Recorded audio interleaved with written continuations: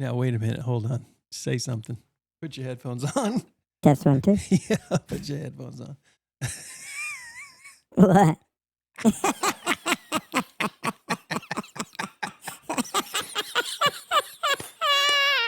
Let's do the whole show this way.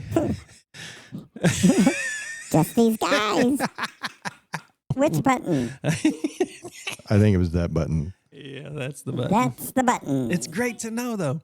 Here we go. Hey, welcome back, everybody, to the podcast. On today's episode, we're going to ask quite possibly the most important question that you could possibly ask yourself. And by the way, a question that I believe God maybe either is or has or is going to ask us at some point in time. And so... What question is that, Mike? Well, I was going to tease it. Yeah. Well, I was going to say it when we got started. I guess we're started, though. On Just These Guys, the question. The question of the day. So I was going to ask the question with the question. What's the very first question that God asks in the Bible? Yeah, he makes everything, and he says, it is good. Then he makes man. We probably, is it written down question or is it the real question he asked? Or the written down question? Because I'm sure the real question that he first asked was, do I really want to mess with this? Mm-hmm. Do I want to put myself through all this? This is going to take a lot of effort. Do I have time to deal with them? This is going to be frustrating from time to time. Yeah, so he makes everything, and he says it is good, and then he makes man, and he says, yeah, going right along with that. That is not good. So he says it's not good for man to be alone. Sure. So he makes him a suitable helper. Helper means an ideal partner. Mm-hmm. And then they get a little, let's just call it undisciplined. Okay. They get fooled. They get A little lackadaisical and focused. Yep. And so sin enters the world, and one bite of an apple, and then they go into hiding. And what happens when they go into hiding is they start to feel their shame. They start to feel their nakedness. And so God is walking in the garden, and he realizes. And I don't think he asked this question because he didn't know the answer. You think he didn't know the answer? Go ahead. No, when you were telling me what the topic would be today, that ran through my mind. Right. Alpha and Omega. Exactly. So I think that before I even tell everybody what the question is, we can understand he already knows the answer. Okay, we're not telling him anything he doesn't know. Yeah. But he puts it in a form of a question to I believe, cause us to just do some self-reflection, to really start to kind of take a good look at where we are, because God says, where are you at?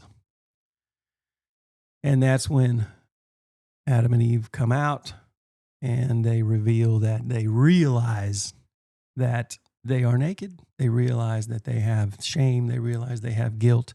And now here we go. Now all of that is in the picture. And so let's fast forward to today. When it comes to today, when it comes to our lives right now, and I've done this myself, and then I want to talk about the areas that I want to invite anybody that's interested to maybe join me in these areas on reflecting, where are you at in this? Where are you at in your life in this area or in these areas? It's going to be an opportunity for us to, well, let's put it this way. There are 5 F's that I'm going to invite people to consider. And there's a 6th one that is going to be required for all the other 5. See how confusing I can make this. But that F is focus. And so let's just dive right in. Where are you at when it comes to your faith? Now, just for the audience who haven't known Mike as long as I've known Mike, he is not preaching right now. Mm-mm. And I know he's not preaching as he's saying these things because he's not making eye contact with me. He's looking here. And so I know he's speaking, he's working something out in his mind. This is so when you said this is, for me, this is for us, I can see it percolating. Yeah. Where are you at? Yeah. Where are you at when it comes to your faith? And it all also boils down to what do you want? When it comes to today and moving forward, Mm-hmm. do you want to experience growth? Do you want to experience health? Do you want to experience a life that you actually want to get out of bed every day and run after? Yeah. And this life is so short. I think that one of the greatest advantages that I have, and I say it often on a Sunday morning, is I have the advantage of being able to officiate many, many funerals because it always reminds me this life is short. And so a lot of people that, I even said it this last Sunday, many, many people in this room have been to maybe 2 or 3 funerals in your lifetime. I have officiated well over 300. And so it's a whole different picture. Sure. It's a whole different reality that is hit on more occasion. The bottom line is we're all going to die. Now, how are we going to live out the rest of our lives here as we prepare for the next? And faith is the foundation. It's so hard to build. The first F? Yep. Yeah. Faith. Didn't I already say that? Number 1 is faith. So the foundation of anyone's life, in my opinion, in my very humble opinion, my brother always says, in my distinct and humble opinion. I say, well, those don't go together. In my opinion, faith is the foundation.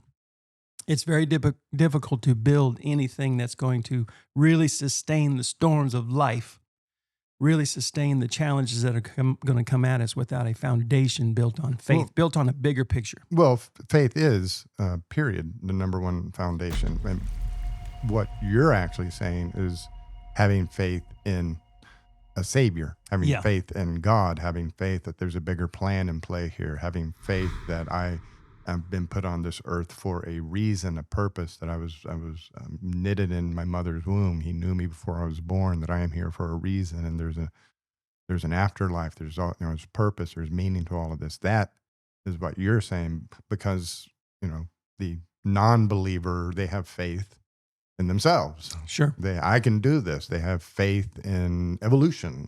This is why everything is the way it is. They have faith in things.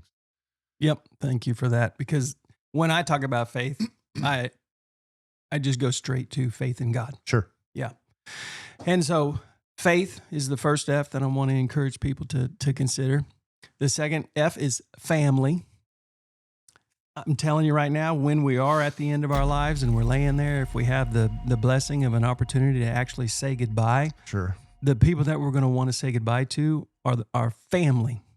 We're not going to have, Ron down the street who I talked to on occasion when I went on a walk. We're not going to, it's going to be our family, close friends.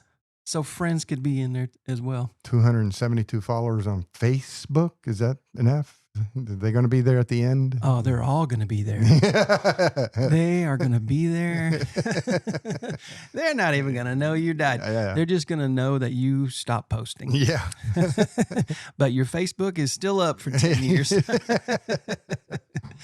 Yeah. So faith, family. Yeah, faith, family. The third F, which is very important because it's hard to continue on in a positive way forward, is fitness. We're called to love God with all our heart, soul, mind, and strength. And if we're weak in our bodies, then we're not really able to give our all. And so faith, family, fitness. Fitness is something that is so critical. And these are, by the way, all areas that I want to do better in because I have plenty of room for improvement. Mm-hmm. Plenty. which is great. I love that. I haven't perfected any of these. So with fitness, the reality is you're either going to, I like the way discipline is defined as it's what you do today that is hard makes tomorrow easy. Mm. Or what you do today that's easy will make tomorrow hard. Mm. And so you want to be that. I've started, because I'm 58 now and really getting long in the tooth, I've started paying attention to people who look way older than me, but I realize they're not way older. And some of them are bent over. Some of them are gimping around. Yeah. For many reasons. But for a whole lot of us, it's just the fact that we didn't take the time now and go on a walk. Like you have always said, just go on a walk, go around the block. Go around the block. Or get up off the couch and walk to the refrigerator. Just walk. Get up, start. Just get started. And that's the whole thing too with these is it's not about trying to figure it all out in a day. Right. This is a long-term commitment. This is a change of lifestyle. And so faith, family, fitness, finance. And finance is this. How are you able to give? Because you can't take it with you. Sure. And the reality is this. The more you give, then this is just, you can't experience this through somebody else. You got to experience this yourself. The more you give, the more you get. And that's not the more money I give, the more money I get. What you get is the blessing of knowing that you were just living beyond yourself. When you start to let go of that selfishness, when you start to trust that I can actually give, but I want to put our family in an even greater position to be able to give more. And that's when I feel my blood flowing the most, when I have opportunities to be unselfish. Sure. And so faith, family, fitness, finance. And then this last one, it's so important. And I think as adults, we get, again, once we start to get a little longer in the tooth, we forget. Maybe that's the F. Forget. Yeah, that's the last one. That's going to be the one that wipes out all the other ones. No, this last one is what we were just doing right there. It's called fun. Fun. It's how do you go through any day without laughing? No. And have you gone through many days without laughing? There are folks out there who they experience life with no joy. Sure. And that is the saddest way to live. They get to the end of their life and there's maybe, that's the thing that bothers me the most when I officiate a funeral and there's a handful of people. And then you ask if anybody has anything that they'd like to say, and it's crickets. Nobody. They didn't even really want to be there in the first place. Right. Because this person had just given away their life to the drudgery, and they became just filled with whatever the definition of unfun is. But fun is important. It is important because again, that's kind of the idea of joy. Well, he said, I came so you may have life. Yep. And life abundantly. Yep. And the broader definition of that term life is in being able to enjoy your time here on this planet. I have a plan for you, and it's a good plan, a plan to prosper you, not to harm you. It's yes, we do have work to do, and we have commitments to follow through with and responsibilities, but we can enjoy those as well as enjoying some downtime. On Sunday, he rested. Yeah. And we are to, according to Jim Smith, professor at Friends, wrote the book, so I always forget. Yep. James Bryan Smith. Yeah.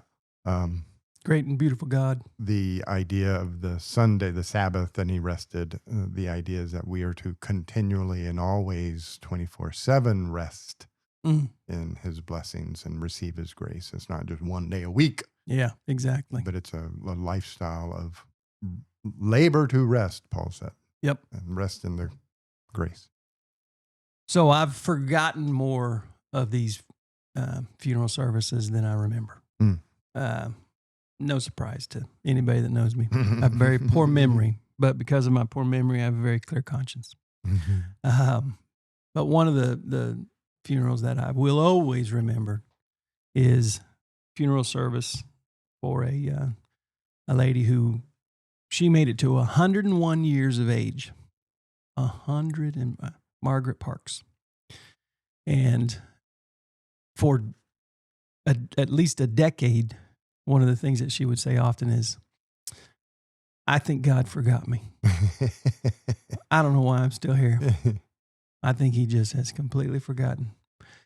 Well, she said that tongue in cheek because her favorite Bible verse that she would quote often was this: today is the day the Lord has made. I will rejoice and be glad in it. So imagine if we got up every single day and that's the first thought that hits our minds, hits our lips, hits our mouths. We speak it. Today is the day the Lord has made. I will rejoice and be glad in it. Then we get up and we go after it. And in any of those areas, or whatever area it is that's important to you, these are, if it's not of value to you, don't mess with it. But find something of value and run after it. But faith, family, fitness, finance, and fun. And don't forget, stay focused. Don't forget, just stay focused. Stay focused. That's right. And then you will find yourselves rushing around this world in nothing but joy and applause. Have fun, everybody. We found a Remember new the button. F's. Say the F's. Faith, fun. Focus. Yes. Faith, fun, family, fitness, Finance. finances, fun. We will see you next week. Have an awesome week.